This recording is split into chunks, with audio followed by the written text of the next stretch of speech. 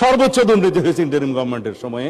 আমি মাননীয় প্রধানমন্ত্রীকে অনুরোধ করছি আজকে ইন্টারিম গভর্নমেন্টের 18 মাসের সকল কিছুর জন্য আপনি দুর্নীতি দমন কমিশনকে নির্দেশ দিন।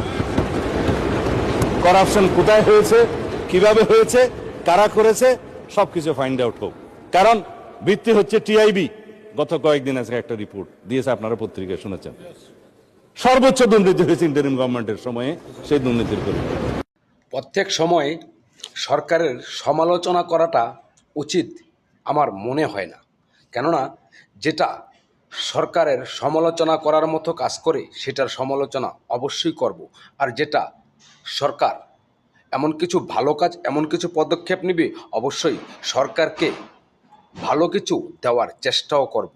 আর ধন্যবাদ জানাই সালাউদ্দিন সাহেব আপনাকে, কারণ আপনি এমন এক জায়গায় গিয়ে হাত দিয়েছেন যেখান থেকে বেরিয়ে আসতে পারে আজ যারা সততার মুখোশ পরে এখানে সেখানে গিয়ে 1 টাকা দুর্নীতির অভিযোগ কিংবা যদি প্রমাণ দিতে পারেন তাহলে সংসদের এমপি পদ ছেড়ে দিব।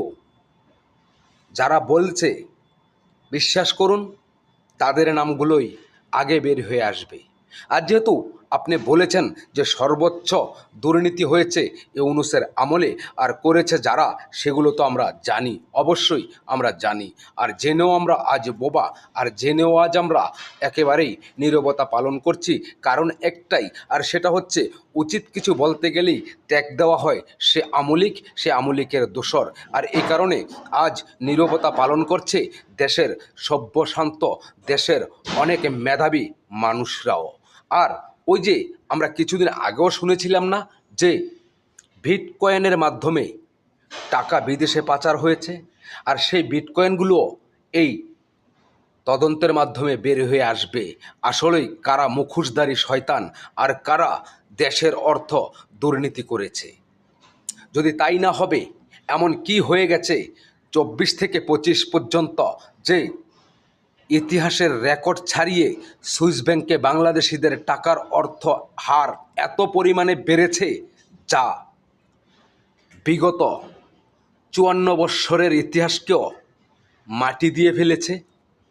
এই টাকা কাদের, কারা রেখেছে এই 1 বৎসরের মধ্যে, সেগুলো তদন্ত করেন জনাব তারেক রহমান। আবারও স্বরাষ্ট্রমন্ত্রীকে একটা স্যালুট এবং সত্যকে বলার জন্য আপনাকে অসংখ্য ধন্যবাদ।